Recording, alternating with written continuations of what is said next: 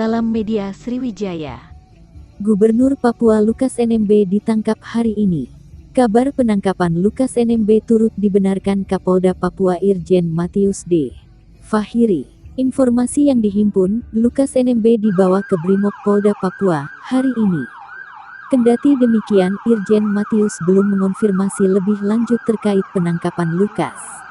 Irjen Matius mengatakan hal ini sebaiknya ditanyakan ke pihak KPK lebih lanjut. Pihak kepolisian hanya membantu. Sebelumnya, Koordinator Tim Kuasa Hukum Lukas NMB, Stefanus Roy Rening mengungkapkan penetapan kliennya sebagai tersangka KPK.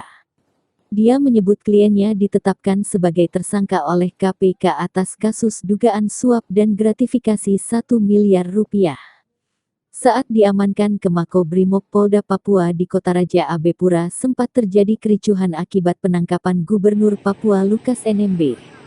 Begitu juga saat Lukas NMB dibawa dengan pesawat Trigana Air, simpatisan Gubernur Papua ini sempat memasuki Bandara Sentari yang menyebabkan para karyawan bandara masuk ke dalam. Bandara semua masuk ke Efron.